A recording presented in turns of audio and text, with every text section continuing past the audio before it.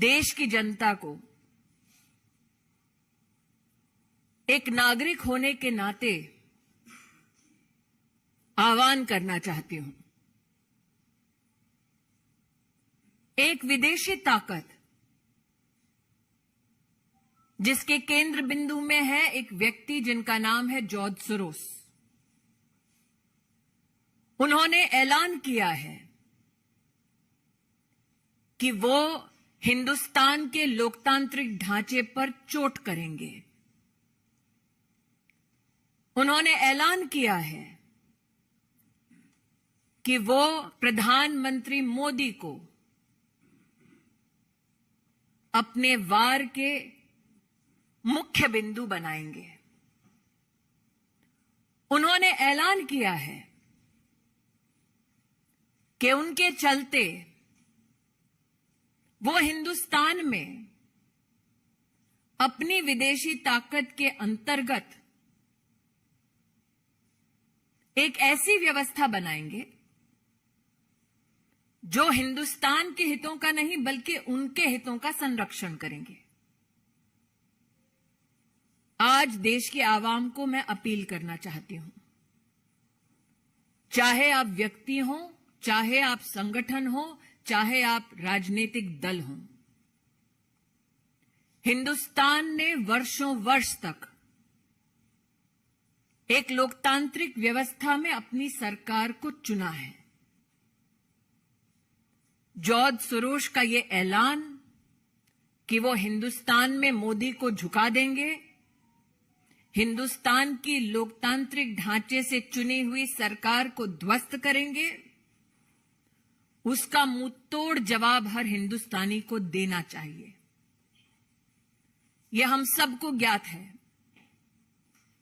कि जब विश्व में इस बात की चर्चा थी कि कोविड में हिंदुस्तान का क्या हश्र होगा, तो प्रधानमंत्री मोदी ने 80 करोड़ नागरिकों की खाद्य सुरक्षा की दृष्टि से हर गरीब तक अनाज पहुंचाया। जब विश्व में यह चर्चा थी कि कोविड में हिंदुस्तान वैक्सीन और दवाई की दृष्टि से अपना संरक्षण कैसे कर पाएगा, तब प्रधानमंत्री मोदी जी के नेतृत्व में 200 करोड़ वैक्सीन की डोजेज न सिर्फ हिंदुस्तानियों को मिली मुफ्त, बल्कि साथ ही 160 देशों की सहायता हिंदुस्तान ने की। हिंदुस्तान इस बात का साक्षी है कि अमृतकाल का ये बजट भारत की रक्षा प्रणाली के लिए सबसे ज्यादा आवंटन करता है। आज जब भारत को अमेरिका के राष्ट्रपति, फ्रांस के राष्ट्रपति, इंग्लैंड के प्रधानमंत्री आभार व्यक्त करते हैं कि उनके देशों में हिंदुस्तान और हिंदुस्तानियों की वजह से आज आर्थिक संबंध और मजबूत हो रहे हैं, जब भारत विश्व की 5वीं सबसे बड़ी अर्थव्यवस्था बनकर उभर रही है, ऐसे में हिंदुस्तान के लोकतांत्रिक ढांचे में हस्तक्षेप करने का ऐलान करने वाले जॉर्ज सोरोस को एक स्वर में हम जवाब दें कि लोकतांत्रिक परिस्थितियों में लोकतांत्रिक ढांचे से चुनी गई हिंदुस्तान की सरकार और हिंदुस्तान के प्रधान सेवक नरेंद्र मोदी ऐसे गलत इरादों के सामने सर नहीं झुकाएंगे।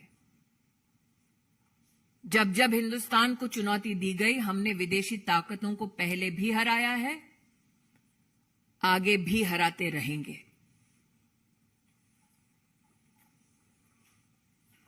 कोई प्रश्न है तो रविकांत राय, टाइम्स। 1 मिनट अंकित।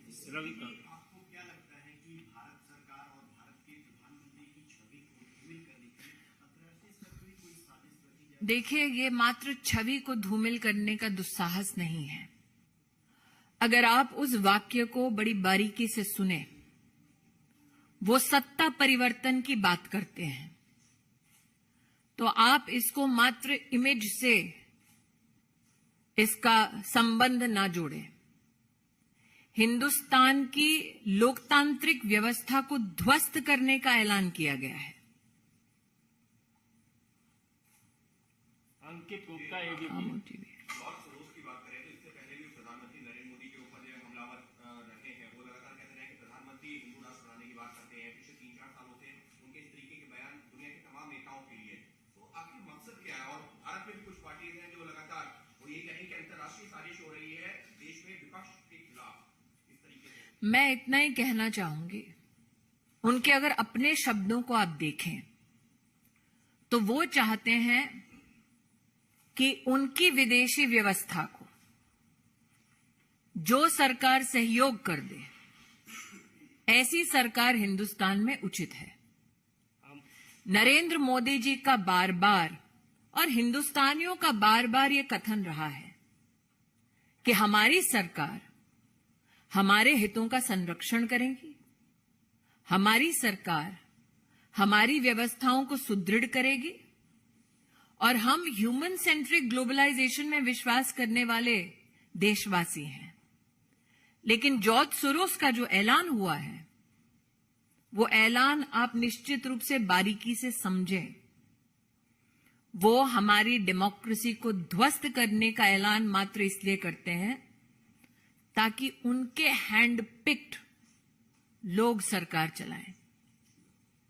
आमोद राय टीवी 9।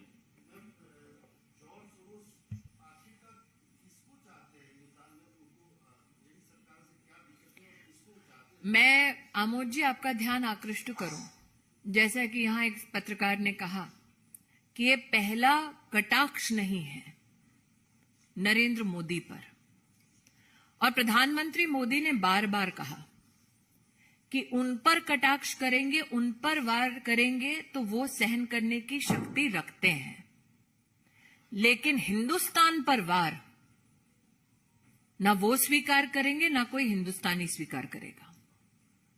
जॉर्ज सोरोस किसको फंड करते हैं, ये मुझसे बेहतर आप पत्रकार जानते हैं। Mohit Bhatt Times Now please. Yes.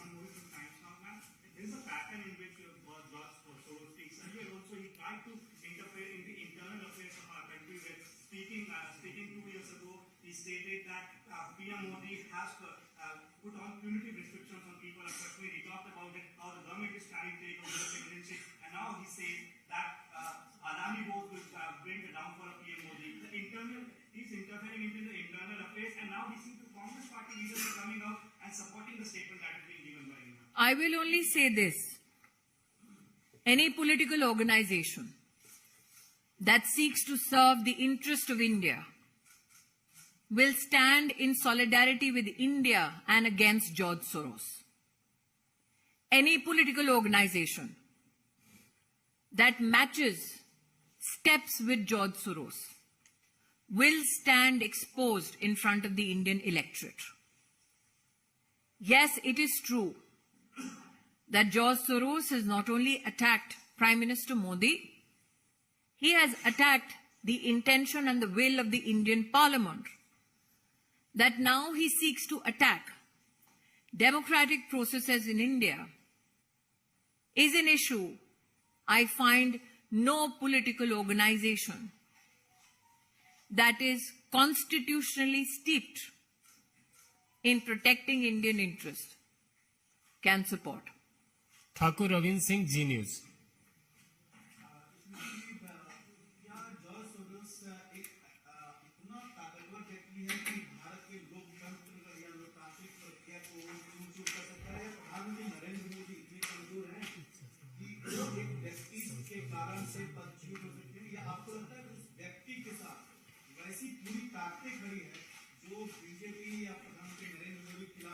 मैं दोबारा रविंद्र जी, क्योंकि आपका विस्तार से विश्लेषण आपने किया है, 2-3 चीजें आपके सम्मुख रखना चाहूंगी बड़ी विनम्रता से। उन्होंने एक फंड का ऐलान किया $1 बिलियन का, जो वो हिंदुस्तान में और जहां जहां हिंदुस्तान के इंटरेस्ट है वहां पर संचारित करेंगे ताकि हिंदुस्तान को ठेस पहुंचे। उन्होंने, मैंने पहले भी एक पत्रकार मित्र से यहां कहा, मोदी की इमेज पर वार पहली बार नहीं हुआ है। हिंदुस्तान के लोकतांत्रिक ढांचे पर वार का ऐलान उन्होंने पहली बार किया है जॉर्ज सोरोस ने। इन दोनों के बीच का फर्क समझना जरूरी है।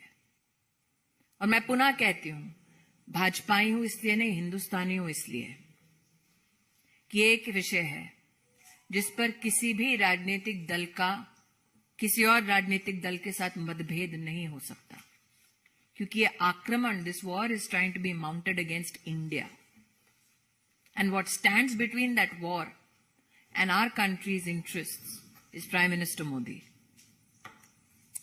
प्रशांत, न्यूज 24, उसके बाद यतीन्द्र जी और संजय शर्मा। ये अंतिम प्रश्न होगा, 3 ही। जी,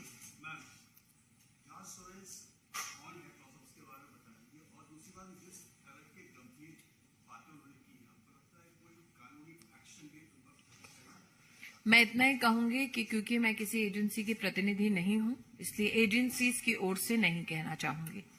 लेकिन हाँ, निश्चित रूप से जब हिंदुस्तान की सॉवरेन राइट्स के ऊपर कोई प्रहार करने का प्रयास करता है तो जो अधिकृत संस्थाएं हैं वो निश्चित रूप से कार्रवाई करती हैं। यतीन्द्र, टीवी 18।